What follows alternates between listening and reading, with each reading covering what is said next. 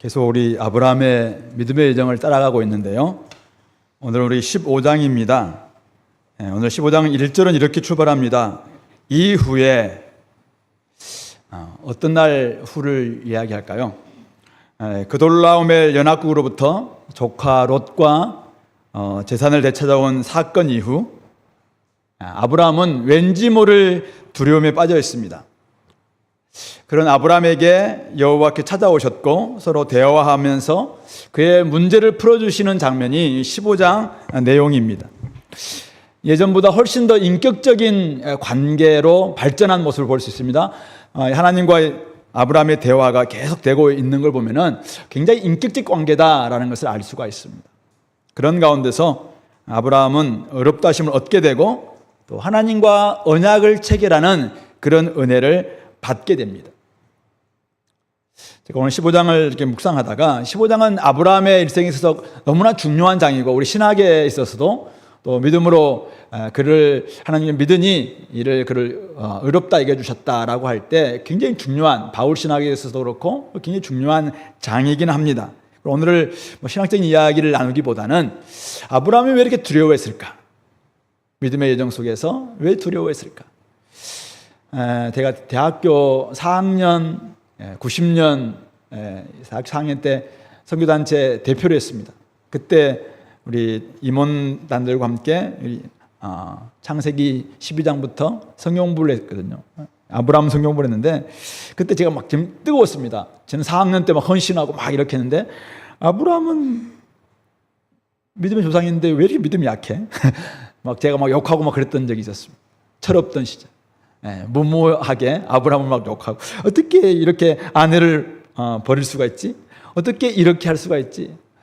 이번에 같이 말씀을 이렇게 보면서 부끄러웠습니다. 그때가 정말 철없던 시절이었구나. 그러면서 왜냐하면은 우리도 나도 아브라함의 이런 심정, 이런 상황이었다면은 충분히 두려워할 수 있겠다. 그러면서 두려움과 염려와 근심 속에 빠져있는 우리에게 아브라함이 참 위로가 될 수 있겠다. 아브라함에게 주셨던 말씀이 참 위로가 된다라는 것을 깨닫게 됩니다. 오늘 우리도 하나님의 부르심을 따라가는데 갑자기 찾아오는 두려움, 갑자기 찾아오는 염려와 근심 앞에서 망연자실할 때가 있습니다. 이유를 알 수 없어요. 근데 그냥 덜컥 믿음이 떨어지는 것 같고 믿음이 없는 것 같고 내가 믿는 사람 맞나? 막 이런 의심이 들 때가 있습니다. 그럴 때 두려움의 원인이 무엇일까? 그리고 두려움을 극복할 수 있는 비결은 무엇일까? 오늘 이 아브라함과 하나님의 대화를 통해서 그 원인과 또 대안을 한번 우리가 생각해보는 그런 시간으로 보냈으면 좋겠습니다. 첫 번째 오늘 아브라함의 이 두려움은 외적인 위협에서 오는 두려움이 아니었을까 제가 생각해 봅니다. 아브라함은 강대국과의 싸움에서 승리했습니다. 11조를 멜기세덱에게 드리면서 영광도 하나님께 올려드렸습니다. 소돔 왕의 제안, 사람은 나한테 보내고 돈은 네가 다 가져라. 근데 소돔 왕이 나를 부자 만들었다 이런 말 듣기 싫어서 과감하게 그 앞에서 재물도 포기했습니다. 그는 정결을 택했죠. 믿음으로 승리한 사람입니다. 그런데 이후에 아브라함은 두려움에 빠져 있습니다. 왜 두려웠을까요? 하나님의 말씀에서 그 힌트를 찾아볼 수가 있는데요. 하나님은 아브라함에게 찾아오셔서 하나님의 말씀이 환상 중에 아브라함에게 임하여 이르시되 아브라함아 두려워하지 말라 나는 내 방패요 지극히 큰 상급이니라 말씀하고 있습니다. 그돌라오멜의 연합국과의 싸움에 했습니다. 그런데 그가 정신을 차려봅니다. 와서 보니까 내가 뭘 한 거야 이런 생각이 듭니다. 아니 그 사람들이 어떤 사람들이라고 12년 동안이나 가나안 땅을 지배했던 사람들입니다. 계속 공물 바쳤습니다. 13년에 배신함으로 말미암아 와서 완전히 초토화시키고 그 다음에 우리 소돔과 고모라 왕들 막 피해나다가 빠지고 막 그랬던 그런 이 그돌라오멜을 내가 상대해서 조카 롯과 재물을 빼앗았단 말이야? 이렇게 생각하니까 어떻게 해요? 갑자기 두려움에 몰려오는 것이죠. 도저히 있을 수 없는 승리였 없다는 것을 그가 한번 생각해 봅니다. 물론 하나님께서 도우셔서 승리했지만은 갑자기 그들을 묵상합니다. 외적들을 묵상해 봅니다. 그들의 환경들, 그들의 어떤 존재인가를 한번 생각해 보니까 보복할지도 모르겠구나. 그 불안감이 아브라함을 엄습하고 있습니다. 자신을 둘러싼 적대 세상이 얼마든지 우리의 두려움의 대상이 될 수 있다는 것을 말하고 있습니다. 외적의 위협으로부터 자신을 지켜낼 수 있겠는가? 주변 상황, 변하는 세상, 변하는 환경에 집중하니까 집중하면 집중할수록 세상이 너무 커 보입니다. 세상은 너무 대단해 보입니다. 세상이 가지고 있는 힘과 권력과 권세와 능력은 나와 견줄 수가 없을 만큼 커 보입니다. 내 주변에 있는 사람들이 가지고 있는 역량과 그들이 가지고 이뤄놓은 모습을 보니까 너무 커 보입니다. 그러니까 두려움이 몰리는 것이죠. 그때 하나님께서 그에게 말씀하고 있습니다. 이 말씀에서 우리는 해답을 찾을 수가 있는데요. 아브라함아 두려워하지 말라. 나는 네 방패요 너의 지극히 큰 상급이니라. 하나님 말씀이 무슨 말씀입니까? 대적에게 집중하지 말라는 것입니다. 외부에 있는 환경에 너무 집중하지 말라는 것입니다. 그들의 크심, 그들의 큼에 너무 매몰되지 말라는 것입니다. 객관적으로 볼 필요는 있어요.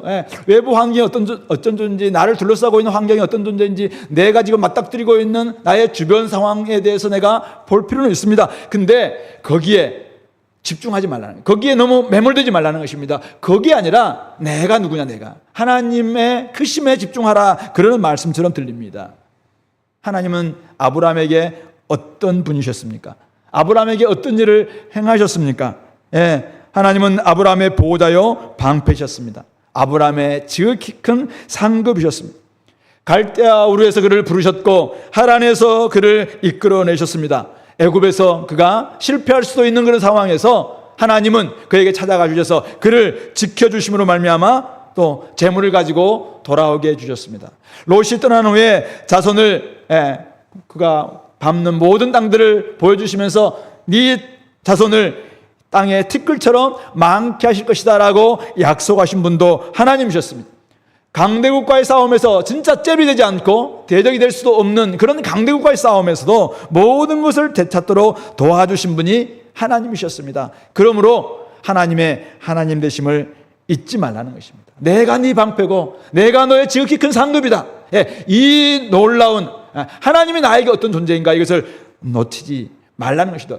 그것을 놓칠 때 우리는 두려움에 빠집니다. 그것을 놓칠 때 외부가 커 보이고 세상이 커 보이고 환경이 너무나 우리를 엄습할 것 같고 나는 아무것도 아닌 것처럼 느껴집니다. 그럴 때 우리는 두려움에 빠집니다. 그러나 세상에서 다시 한번 눈을 들어서 세상을 창조하시고 세상 너머에 계시고 세상을 주관하시고 세상을 초월해 계시는 하나님 그분 앞에 집중할 때 우리는 두려움에서 벗어날 수 있다라고 말씀하신 것처럼 들립니다. 성도 여러분, 외적의 위협에 집중하면 우리가 초라해집니다. 세상에 너무 집중하게 되면 우리는 세상 가운데 살아가고 있습니다. 세상에 우리는 객관적 상황을 알아야 됩니다. 근데 거기에 매몰되면, 거기에 빠져 있으면 우리는 초라해집니다. 우리는 두렵습니다. 우리는 염려합니다. 우리는 근심할 수밖에 없습니다. 세상은 너무나 커 보입니다. 세상은 너무나 나를 엄습할 것 같습니다. 나는 아무것도 아닌 존재로처럼 느껴집니다. 그럴 때 두려움에 빠져 있는 우리가 봐야 될 분이 누구신가? 하나님을 보라는 것입니다. 하나님 말씀을 보라. 하나님께 집중하라 라고 말씀하고 있습니다. 그들의 힘과 권세 앞에서 우리는 견딜 수 없을 만큼 작고 초라할 수 있습니다. 그들의 금 앞에서, 그들의 소유 앞에서, 그들의 역량 앞에서, 그들의 재산 앞에서, 그들의 이루는 성취 앞에서 나는 아무것도 아닌 만큼 너무나도 부족하고 작게 느껴질 수 있습니다. 왜 그렇습니까? 비교 대상을 나와 세상을 비교했기 때문에 그렇습니다. 비교 대상을 바꾸시기 바랍니다. 하나님과 세상을 비교하시기 바랍니다. 나의 하나님을 세상 앞에 한번 맞닥뜨려 보시기 바랍니다. 내가 믿고 있는 그 하나님, 나를 그동안 인도하시던 그 하나님, 나의 방패 되신 그 하나님, 나의 지극히 크신 그 하나님이 세상 앞에서도 작아지는 존재인가 해야죠. 우리는 하나님이 나에게 얼마나 큰 존재인지, 하나님이 나에게 어떤 존재인지를 묵상하게 될 때 우리에게 몰려오고 있는 두려움과 불안과 염려와 근심에서 벗어날 수가 있는 것입니다. 우리는 원투원 일과에서 하나님 어떤 분이신가 우리는 공부했습니다. 하나님은 광대하신 분입니다. 하나님은 무소부재하신 분이십니다. 하나님은 천지 만물을 창조하시는 역사의 주관자이십니다. 그런데 그렇게 크시고 광대하시고 온 세상을 주관하신 그분이 가장 작은, 세상 가운데서 아무도 나를 알아주지 않을 것 같은 가장 작은 나에게 찾아와 주셔서 나를 아신다는 것입니다.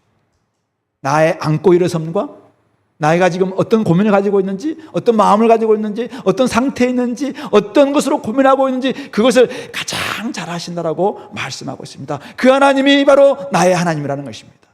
그것이 바로 오늘 아브라함에게 찾아가셔서 아브라함아 두려워하지 말라. 내가 네 방패고 내가 너의 지극히 큰 상급이다. 이 말씀 앞에 들어있는 의미가 아닐까 생각합니다. 성도 여러분, 하나님은 우리의 방패시고 우리의 지극히 큰 상급이십니다. 믿습니까? 그렇습니다. 천지 만물을 지으신 그 하나님이 나에게 나를 보호하시고 나를 인도하시고 나를 사랑하시는 우리의 아버지십니다. 나의 하나님입니다. 나의 하나님. 그렇게 크신 정말 우주보다 더 크신 그 하나님이, 엘로힘의 그 하나님이 나의 야훼, 나의 여호와, 나의 하나님이란 나의 하나님. 그 하나님을 우리가 부여잡을 때 우리는 세상의 금 앞에서 늘 쪼그라들 수밖에 없는 나의 두려움에서, 나의 염려에서 벗어날 수 있다는 것입니다. 하나님의 방패 되심과 나의 큰 상급 되심을 좀 기억하시고 하나님께 좀 더 집중하시기 바랍니다. 하나님이 나에게 어떤 분이셨는가? 하나님이 오늘 나에게 어떤 분이신가? 그 하나님을 온전히 우리가 신뢰하게 될 때 나에게 찾아오는 두려움, 근심, 염려에서 벗어날 수 있지 않을까 생각해 봅니다. 두 번째는 아브라함은 무력감을 고백하고 있는데요. 아브라함은 하나님과 대화할 수 있을 만큼 굉장히 친밀한 관계에 있죠. 그래서 이렇게 말씀하시니까 아브라함이 막 질문을 이제 막 하나님께 던집니다. 입이 터진다 이런 말 있잖아요. 입이 터지면. 입이 터진 사람처럼 막 쏟아넣습니다. 그래서 쏟아넣는데 뭘 쏟아냐면은 내가 얼마나 무력한지. 하나님이 약속했지만은 나한테 주지 않은 게 지금 얼마나 많고, 그래서 내가 지금 얼마나 답답하고, 내가 얼마나 약하고, 내가 얼마나 가진 게 없고, 그래서 내가 이런 대안을 만들었다. 막 이것을 막 이야기하고 있습니다. 자, 2절, 3절이죠. 주 여호와여, 무엇을 내게 주시려고 하나이까? 하나님 주신다며요. 근데 도대체 무엇을 나에게 주시겠다는 말씀입니까? 나는 자식이 없습니다. 그래서 내가 만든 대안이 있는데요.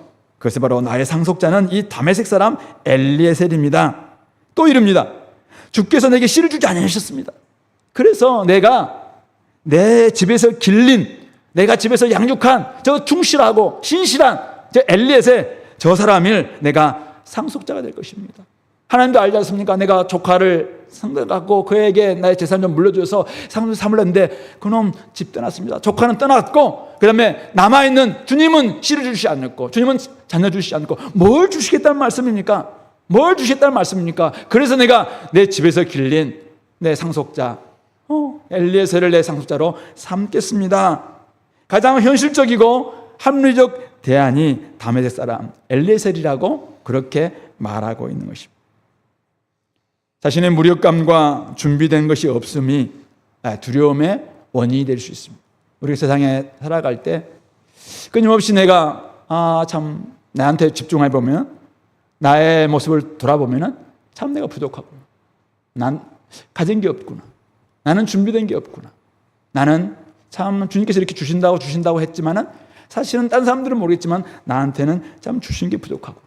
이렇게 계속해서 자기를 집중하면 집중할수록 자기 속에 계속 들어가면 들어갈수록 더 우리는 두려움에 빠지고 근심과 염려에 빠질 수가 있는 것이죠. 그럴 때 오늘 하나님께 주시는 말씀이 우리에게 이 두려움을 이길 수 있는 해답이 될지는 몰라도 하나의 힌트는 될 수가 있다고 생각해요. 오늘 하나님이 뭐라고 말씀해요? 4절입니다. 그 사람이, 여호와의 말씀이 그에게 임하여 이르시되 그 사람이 네 상속자가 아니라 네 몸에서 날 자가 네 상속자가 되리라. 네 집에서 기르는 그 사람이 네 상속자가 아니라 네 몸에서 날 자가 네 상속자가 되리라. 근데 이 말씀만 하시고 그냥 알았지? 나 간다? 이렇게 말씀하지 않으세요. 저는 이 5절이 굉장히 오늘 저한테는 크게 다가왔는데요. 그를 이끌고 밖으로 나갑니다. 밖으로 나가서 하늘을 우러러 무뼈를 셀 수 있나 보라라고 하늘을 보여주십니다. 밤이었겠죠? 서울에서는 밤에 별들 별로 없지만은, 당시 가나안 땅, 전기불도 없는 얼마나 무수한 별들이 쏟듯이 많았겠습니까? 그러면서 하나님 말씀합니다. 네 자손이 이와 같으리라. 하나님은 아브라함을 이끌고 밖으로 나가 하늘을 보게 하십니다. 말씀과는 다른 현실적이고 합리적인 대안으로 만족하려고 하는 이 아브라함을 이끌고 그의 밖의 세상으로 이끌고 나간다는 것이죠. 그를 이끌고 밖으로 나가서 하나님의 창조의 세상, 하늘을 보여주시고 계시는 것입니다. 자기 내면과 자기 세계와 자기 우주에 갇혀 있으면 그것 외에는 볼 수 있는 게 없어요. 내 안에 갇혀 있으면은, 내 세계에 갇혀 있으면은 그것밖에 몰라요. 그것이 우주 전부로 생각해요. 근데 우리 우주밖에는 안드로메다 우주도 있고 수많은 수십억 개의 우주가 있다고 이야기하고 있잖아요. 그것처럼 오늘 우리의 삶도 내 세계가 전부로 생각합니다. 근데 거기 갇혀 있으면은 나는 너무나 작아요. 나는 준비된 게 너무나 없어요. 나는 너무나 무력해 보여요. 나는 너무나도 가진 게 없어. 세상은 커 보이는데 나는 너무나 작아 보여. 그러니까 두려움과 염려에 빠질 수밖에 없고, 두려움과 염려가 엄습하면 엄습할수록, 커지면 커질수록 우리의 삶은 더 소극적이고 더 비관적이고 더 우울해지고 더욱더 안으로 동굴로 들어갈 수밖에 없다는 것입니다. 하나님의 대안은 무엇입니까? 이 자신의 무력감에서 오는 두려움과 염려에서 벗어날 길은 무엇인가? 하나님께서 열어주시는 세상으로 나아가라는 것입니다. 하나님의 시야를 가지고 한번 나아가봐라. 네가 지금 생각하고 있는 거기가 전부인지 한번 생각해봐라. 그렇게 우리를 넓혀주시는 것입니다. 나를 넘어서 하나님의 시야를 가질 것을 이야기합니다. 땅을 초월해서 하늘을 바라볼 수 있도록 우리를 초대하고 계시는 것입니다. 성도 여러분, 여러분들의 우주, 여러분들의 세계, 여러분들의 내면 벗어나야 됩니다. 내가 힘들고, 내가 어렵고, 내가 아프고, 내가 부족하죠. 그렇다고 계속 파고 들어가면은 그 안에서 답이 없습니다. 우리는 자기를 직면하되 자기 밖에서 구원을 찾아야 됩니다. 자기 밖에서 답을 찾아야 됩니다. 하나님께서 열어주시는 그 세상을 볼 수 있어야 됩니다. 그래서 하나님이 이끌어 주실 때 우리는 손 놓지 않아요. 하나님이 이끌어 주실 때 거기에 그냥 따라가는 거 굉장히 중요합니다. 그럴 때 훨씬 넓은 세상과 광대한 우주 속에 정말 무별이 수없이 펼쳐져 있다라는 것을 발견하게 됩니다. 나의 문제가 너무나 힘들어서 아파했습니다. 내 집안이 너무나도 가난해서 힘들었습니다.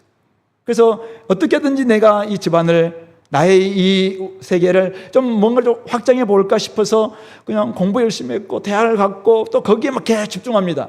그런데 하나님이 나로 하여금 눈을 활짝 열어주셨어요. 네가 네 문제를 해결할 수 있겠니? 네가 네 집안의 문제를 해결할 수 있겠니? 네가 너의 그 한계를 극복할 수 있겠니?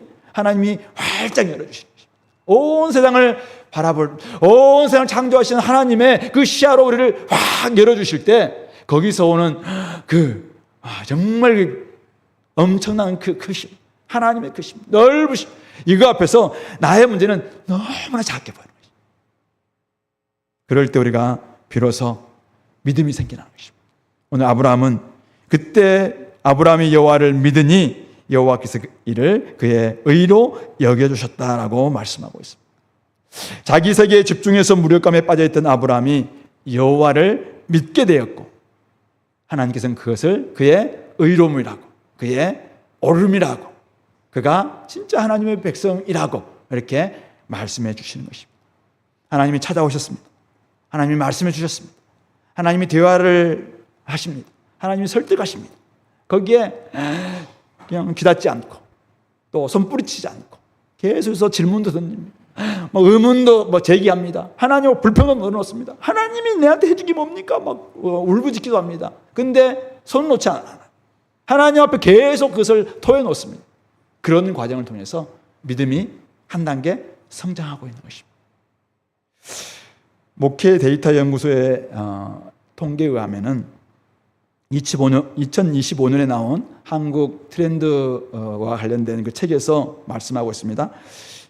밖에 있는 사람들을 이야기하는 게 아니라 한국 교회 성도들을 가리키는 것이에요.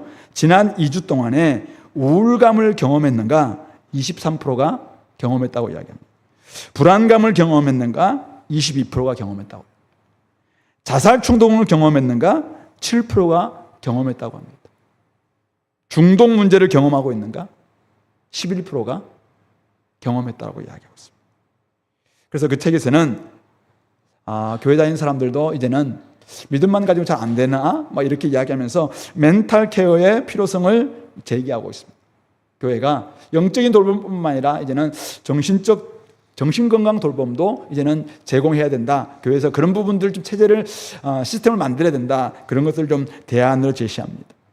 청년 세대는 미래가 너무나 불확실해서 좀 우울하고, 부모 세대는 자녀들을 향한 이 불안감이 너무나 커서 또 우울하기도 하고, 그렇게 된다는 것입니다.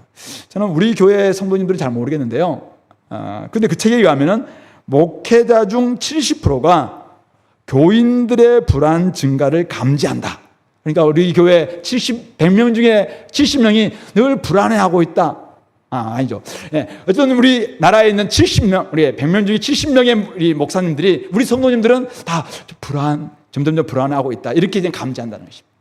그 정도로 오늘날 한국교회도 이 불안함이, 우울함이, 두려움이 엄습하고 있다는 것을 이야기하고 있습니다. 저는 오늘 이 15장을 보면서 좀 하나님이 아브라함과 상담을 하고 계신다? 이런 느낌이 들었어요. 계속 질문하고, 하나님 상담자가 되고 아브라함은 내담자가 되어서 계속 자신의 문제를 이렇게 끄집어내고 있습니다.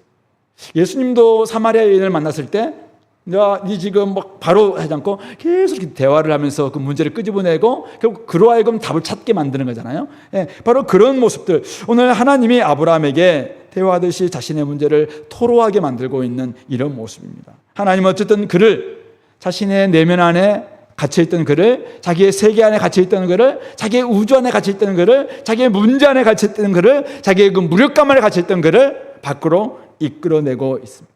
하늘을 보게 하십니다. 그리고 하나님의 대안을 분명히 약속하고 있는 것입니다. 성도 여러분, 미래는 내가 계산할 수 있는 능력에 달린 것이 아닙니다. 내가 만들어 놓은 대안, 그것에 달려있는 게 아니에요. 하나님의 약속에 달려 있습니다. 하나님께서 이 미래의 책임을 분명히 지시는 분이시다라는 그 믿음에 달려있다는 것입니다. 처음부터 끝까지 하나님께서 우리의 삶을 주도해 가십니다. 다만 아브라함이 오늘 이 과정을 계속 따라가면서 필요한 질문도 하고 또 던지기도 하고 때로 불평도 하고 이러면서 계속 그것을 따라갔다는 이 점이 굉장히 중요합니다. 급기야는 그가 하나님을 지금 신뢰하고 있는 것입니다. 그런 점에서 자신의 세계와 자신의 문제와 자신의 대안에서 벗어나서 하나님의 약속을 신뢰하는 것, 이것이야말로 두려움에서, 염려에서, 근심에서 벗어날 수 있는 길이 아닐까 생각해 봅니다. 오늘도 여러분들이 자녀 문제로 인해서 염려하시는 분들, 자신의 앞날에 대해서 염려하고 계시는 분들이 많을 줄 압니다. 우리의 삶 속에서도, 저도 마찬가지이기도 합니다. 그러나 더 중요한 것은 하나님께서 우리의 앞날까지도 분명히 말씀하고 계시다는 사실이죠. 그런 점에서 하나님을 믿으니, 열어주시는 세상을 바라보면서 하나님을 믿으니 그것을 그의 의로 여겨주셨다. 한 단계 더 성장한 믿음을 오늘 아브라함이 경험했던 것처럼 오늘 저와 여러분들도 이렇게 그렇게 하나님이 이끌어 가실 때 제대로 좀 반응함으로 말미암아 한 단계 더 나은 믿음을 하나님 앞에 올려드릴 수 있게 되기를 권면드립니다. 세 번째는 약속과 현실의 괴리감이 세 번째 이 두려움의 원인이 아닐까 생각해 봤는데요. 이렇게 이야기할 때 아브라함이 이렇게 이야기하시고는 하나님이 자신을 소개하죠. 7절에. 그래서 내가 누구냐? 나는 이 땅을 너에게 주어서 소유를 삼게 하라고. 이 소유란 말은 소유권을 가지고 상속이 가능한 그런 의미라고 이야기해요. 어쨌든 소유를 삼게 하려고 너를 갈대아인의 우르에서 이끌어낸 여호와니라 라는 것으로 자기를 다시 한번 계시해 주십니다. 이럴 때 아브라함, 그는 자신의 하나님 여호와 하나님을 믿었어요. 그런데 여전히 믿고 가고 있는데 여전히 그 믿음의 이상과 자기네 현실이 아직도 너무나 이렇게 거리가 있다라는 이것을 느낍니다. 그래서 아브라함은 지금 이렇게 내 아내가 이 땅 너한테 주려고 너 갈대아 우르에서부터 너를 이끌어냈어 라고 이야기하는데 지금 뭘 요구합니까? 8절에서 주 여호와여 내가 이 땅을 소유로 받을 것을 무엇으로 알리까? 하나님이 그렇게 약속하시는데 아직도 내가 사실은 믿음이 부족한지 아니면 너무 현실적인지 모르겠지만 하나님 저한테 근거를 좀 주십시오. 증거를 주십시오. 아니 요즘 말하면 공증해 주십시오. 공증 필요합니다. 이렇게 이야기하고 있는 것이죠.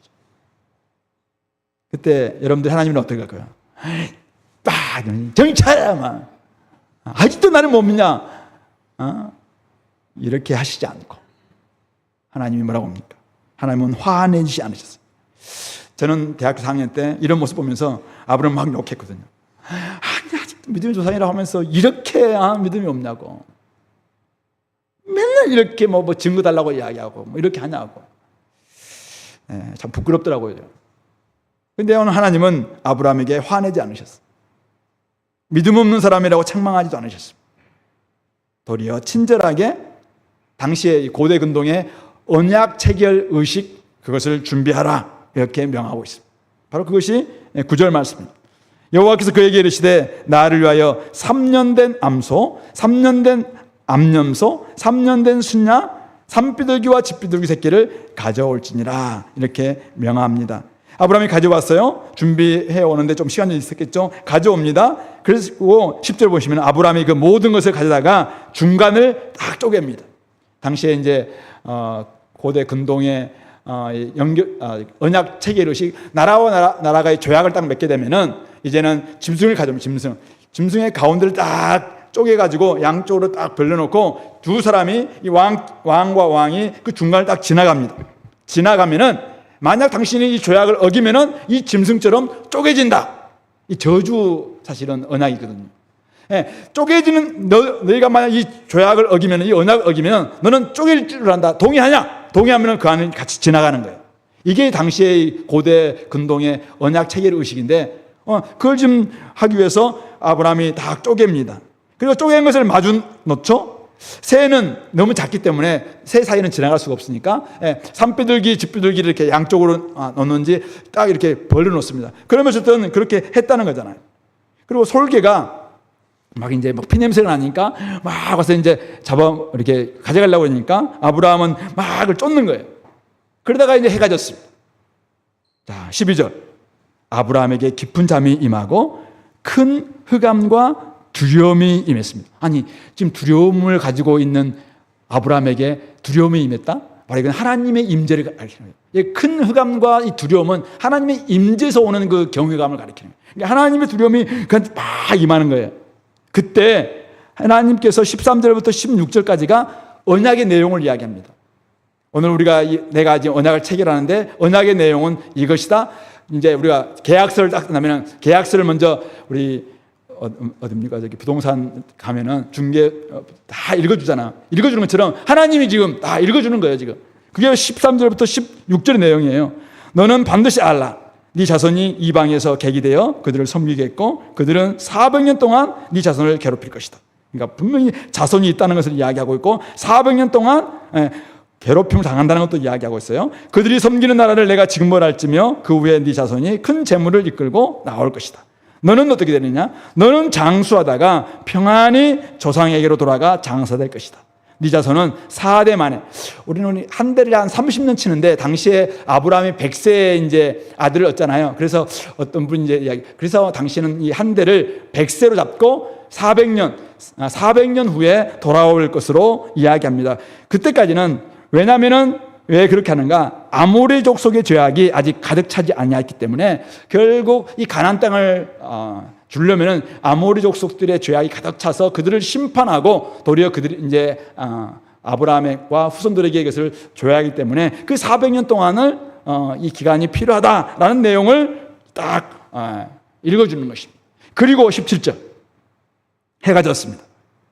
어두울 때 연기 나는 화로가 보이고 타는 횃불이 바로 쪼갠 고개 사이를 딱 지나갑니다. 아브라함은 어때요? 두려움과 흑암 속에서 지금 잠을 취했는지 아니면 두려움에 취했는지 보고만 있어요. 근데 하나님께서 그 쪼갠 고기 사이로 싹 지나갑니다. 하나님께서 신실하게 주도적으로 언약을 체결하신 것이죠. 그래서 18절, 그날에 여호와께서 아브라함과 더불어 언약을 세워 이르시되 이 땅을 애굽 강에서부터 큰 강 유브라데 강까지 네 자손에게 반드시 주겠다. 그 땅은 지금 누가 차지하고 있는 땅이다라는 것을 언급하면서 이 땅의 경계가 어떻게 될 것인지를 쭉 이야기하고 있는 것입니다. 이걸 보면은 창세기 12장, 13장, 오늘 15장에 걸쳐서 계속 이 약속이 나오는데 계시가 점점 확장되고 있는 것을 우리가 볼 수가 있어요. 어쨌든 이렇게 함으로 말미암아 하나님께서 그에게 증거 요구하려고 하니까 언약을 딱 체결하면서 언약, 이 증거로 그에게 확증해 주고 있는 것입니다. 하나님은 직접 그리고 주도적으로 언약을 체결하심으로 아브라함의 불안 요소를 잠재우고 약속을 확증해 주시고 계시는 것입니다. 세상의 계약, 세상의 보장은 흔들리지만은 하나님의 언약은 영원히 흔들리지 않습니다.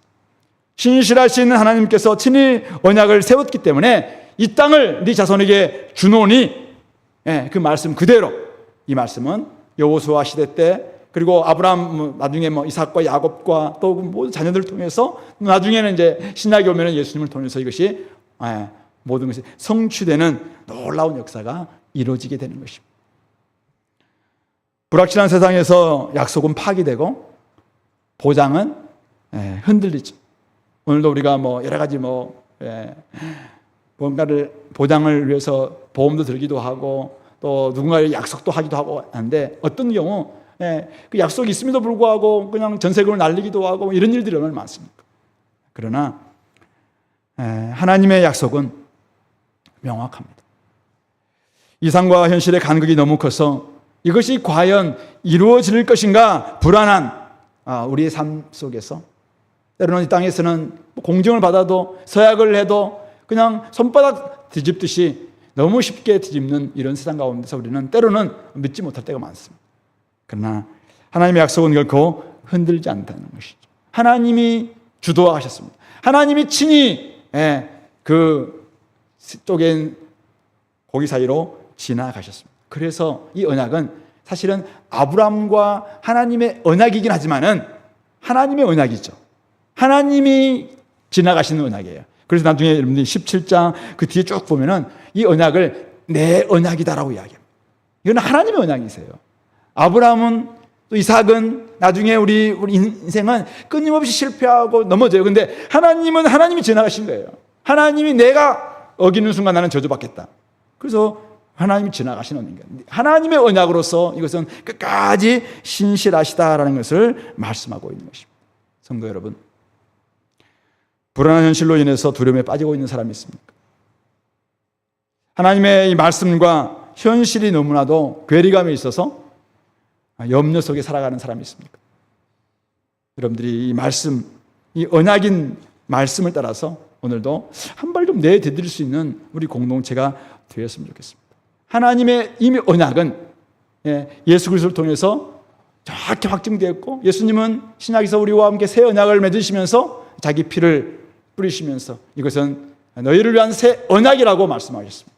그래서 이 언약은 반드시 지키는 증거라고 우리에게 확증해 주셨던 것입니다. 오늘 우리의 구원 여정 다시 한번 돌아봅시다. 아브라함이 하나님의 부르심을 따라 믿음의 여정을 걸어갈 때 늘 오르막길만 있었던 게 아니에요. 때로는 믿음으로 행진하여서 그들라 오멜의 연합국과도 싸워서 막 이기기도 하고, 멜기세덱에게 11조를 드리기도 하고, 소돔 앞에서 과감하게 자기는 재물을 포기하기도 하고 막 믿음으로 행진할 때도 있었습니다. 그러나 가만히 묵상해 보니까 외적의 두려움도 있고 내면의 무력함도 있고 현실과 이상의 이 괴리감에서 오는 이 두려움이 엄습하니까 사실은 나의 삶 속에는 내가 믿는 게 맞나 막 이런 같은 불안함, 염려에 빠질 때도 있었다는 것입니다. 그럴 때 우리가 오늘 이 아브라함이 주셨던 이 말씀에서 대안을 찾을 수 있었으면 좋겠습니다. 내가 네 방패다. 내가 너의 지극히 큰 상급이다. 너의 대안이 아니라 내가 약속한 네 자손이 이와 같이 많을 것이다. 내가 쪼갠 사이로 들어갔다. 그러므로 내 언약을 믿고 나를 따르면 된다. 주님께서 그렇게 말씀하고 있습니다. 오늘 우리가 살아가고 있는 이 앞날 어떻게 바뀔까요? 어제 우리 교육자들하고 같이 막 이야기하면서 앞으로 우리 AI가 주도하는 세상, 목회자들은 옛날에 좀 안전이었어요. 목회자들은 아무리 AI 관련해도 목회자들이 AI가 설교를 한다고 말도 안 되지 막 이렇게 생각했었어요. 근데 요즘은 AI 설교 들어보면 저보다 훨씬 더 잘하는 것 같아요. 제가 어저께도 이거 이제 저번에도 여러분들에게 PPT를 만들어주기 위해서 PPT를 하면 집중한다고 막 이야기해서 제가 막 만든다고 토요일날 오후 내내 막 썼거든요. 근데 시간이 너무 쓰다 보니까 나중에 집에 가서 묵상하는데 또 바뀌기도 하고 막 이렇게 하니까 이 만들어 놓는 거는 있는데 또 다시 뭐 하려니까 너무 힘들었어요. 그래서 이제 또 만든다고 해서 이게 좋을까? 또 제가 뒤에 있는 분과 호흡도 안 맞고 해가지고 어떨 때는 막 제 안에서 막 열불도 나가지고 이거 때문에 설교에다가 시험 받겠네 막 이래서 제가 안 만들려고 했었어요. 근데 어제 이제 제가 딱 밤 12시까지 막 고치고 막 해가지고 시험 해보고 해가지고 쫙 제가 긁어서 챗 GPT한테 PPT 만들어줘 딱 던졌거든요. 이렇게 나온 거예요. 그럼 내가 만든 거 아니에요? 챗 GPT가 한 몇 초 걸렸던 것 같아요. 그래서 제가 아침에 이제 조금 고친 부분들만 한 거예요. 이런 세상이 바뀌고 있구나. 또 우리 교회 그 노방전도 사례와 관련된 PDF 파일 아세요? 효진 자매가 만들었다든가 어쨌든 오래된 거 있어요. 20몇 페이지짜리 우리 교회 노방전도 사례집이 있어요. 근데 그것을 우리 딸이 아빠 뭐 노트북 LM이라는 그 어플 알아? 그래서 모르겠는데 줘봐. 딱 넣었는데 한 몇 분 뒤에 팟캐스트로 딱 나오는 거예요. 한번 들려드릴까요? 나중에 들려드릴게요. 그냥 나오는데 너무 이게 청년들이 길거리에서 하는 전도인데요. 이게 주은혜 교회라는 뭐 이렇게 하면서 막 하는데 이 읽는 것보다 훨씬 집중이 잘 되는 이런 세상이 좀 되고 있는 거잖아요. 여러분들은 다 알고 있는데 저만 지금 잘 모르는 거죠. 여러분들은 모든 것들을 좀 이렇게 쓰고 있는데 저는 좀 늘 항상 느끼는 해요. 근데 결국은 이 AI가 주도하는 세상이 되다 보니까 사람들은 점점 어떠냐면은 내 일자리는 없어지는 게 아닌가 이 불안함이 있어. 내 산업 환경은 더욱더 왜소해지는 게 아닐까. 그리고 내 기술은 지금까지 해왔던 나의 기술은 아무짝에도 쓸모없는 것이 아닐까. 위협하는 세상 앞에서 막 두려움, 불안, 염려, 근심에 몰려오는 것이죠. 교회라고 안전하지 않고 그래서 내일 우리 목회자들도 AI로 설교 준비하는 법 이런 강의도 좀 있고 막 오라고 연락도 오고 막 이렇게 해요. 어쨌든 이렇게 목회자들도 필요하기 때문에 준비할 필요가 있겠다 생각이 듭니다. 그런 세상을 대비하고 여러 가지를 준비할 필요가 있다고 생각해요. 그러나 동시에 성도 여러분, 하나님 백성이 결코 잊지 말아야 될 것이 있습니다. 오늘 아브라함 때도 지금도 그리고 앞으로도 하나님께서 우리의 방패시고 우리의 지극히 큰 상급이시라는 사실은 결코 변화되지 않습니다. 아무리 세상이 바뀐다 할지라도 아무리 세상이 AI의 새로운 버전이 나와서 진짜 엄청난 세상이 바뀐다 할지라도 제4차, 5차, 6차 산업혁명이 온다 할지라도 하나님은 우리의 방패시고 우리의 지극히 상급이시라는 이 진리는 변하지 않는다는 사실. 그러므로 하나님 앞에 집중해요. 우리의 대안, 시적절하게 잘 준비한다면 훨씬 더 여러분들은 직장에서도 좋은 평가를 받을 수 있을 거라고 생각합니다. 그런데 명심해야 할 게 있습니다. 성도들은 여전히 우리의 미래를 책임지시는 분이 하나님이라는 사실이죠. 우리가 만든 대안이 우리의 미래를 활짝 열어줄 것처럼 보인다 할지라도, 그러나 그것보다도 훨씬 더 세밀하고 내밀한 부분까지도 우리의 삶에 필요한 것들을 가장 적절하게 열어주시는 분이 우리의 하나님 약속이라는 사실입니다. 그러므로 그 하나님을 우리가 놓치는 순간, 하나님께서 열어주시는 약속에 우리가 천착하지 않고 다른 것에 우리가 그냥 마음을 빼앗기는 순간, 나는 새로운 미래에는 적응했는데 하나님의 열어주신 미래에는 내가 낙오될 가능성이 있다는 것이죠. 그런 점에서 이것을 결코 놓치지 말아야 돼요. 주도적으로 우리를 이끌어 가실 분, 끊임없이 우리를 지도하시면서 대화하시고 이끄시고 또 설득하시고 또 뭐 여러 가지 것을 말씀하실 때 우리는 어떻게 해요? 따라가서 나의 문제 토로하시고 나의 불만과 불평과 아픔을 다 토로하시되, 진짜 여러분들이 필요한 증거는 하나님께서 말씀해 주신 언약, 하나님께서 맺으신 그 언약, 그것이 우리에게 명확한 확증이라는 사실을 생각하고 그것을 잘 붙드는 것, 이게 중요하다는 사실이죠. 그렇게 한다면 여러분들이 새 언약 백성으로서 이 땅을 살아갈 때 얼마든지 두려움도 염려도 근심도 우리가 이겨낼 수 있고, 비록 내가 준비한 부분이 부족하다 할지라도 다시 한번 그것을 또 그런 마음 가운데서 또 하나님을 생각하면서 좀 준비하면서 또 대비하기도 하고 또 나아가기도 하고 그렇게 했으면 좋겠습니다. 예수님께 제자들이 주셨던 말씀 두 구절만 여러분들에게 읽어드리겠습니다. 요한복음 14장 1절 말씀, 너희는 마음에 근심하지 말라. 하나님을 믿으니 또 나를 믿으라. 예수님께서 이 땅에서 이제 내가 하나님께로 간다 그렇게 이야기했을 때 저희들이 되게 근심하고 두려워했습니다. 그때 예수님 주셨던 말씀이 마음에 근심하지 말라. 하나님을 믿으니 또 나를 믿으라. 내가 가는 것은 단지 죽는 게 아니다. 내가 너희들의 살 집을 마련하러 가는 것이다. 나 아니면은 아버지께 올 자가 없다라고 하면서 나를 믿으라. 그럴 때 그의 삶이 생명과 평강으로 나아갈 수 있다는 것을 이야기하고 있어요. 같은 본문에서 14장 27절에서 평안을 너에게 끼치노니 곧 나의 평안을 너희에게 주노라. 내가 너희에게 주는 것은 세상이 주는 것과 같지 아니하니라. 너희는 마음에 근심하지도 말고 두려워하지도 말라. 세상이 우리에게 주는 게 많이 있어요. 그러나 하나님이 우리에게 주시는 것은 진짜 평안입니다. 하나님과 관계 회복됨으로 말미암아 우리가 갖게 되는 그 평안, 이것을 우리가 얻게 될 때 사람들과 사람 사이에서도 온전한 평강을 얻을 수가 있고 근심과 두려움도 우리가 해소할 수 있다는 사실입니다. 세상은 다 변해도 바로 이 주님의 말씀은 결코 변하지 않습니다. 세상의 계약은 다 흔들려도 주님께서 우리에게 핏뿌려 주신 새 언약, 그 언약은 결코 흔들리지 않습니다. 그러므로 신실하신 하나님께서 우리에게 행하셨던 그 일들을 온전히 믿고 이 길을 걸어갈 수 있길 바랍니다. 그래서 두려움도 염려도 근심도 좀 벗어나서 여러분들 주님께서 원하시는 것이 믿음의 진보입니다.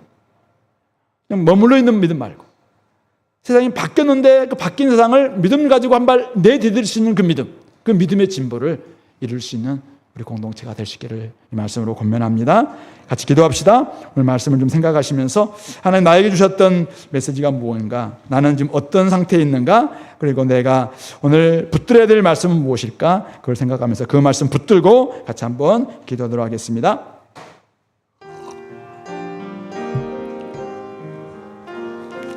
아버지 하나님,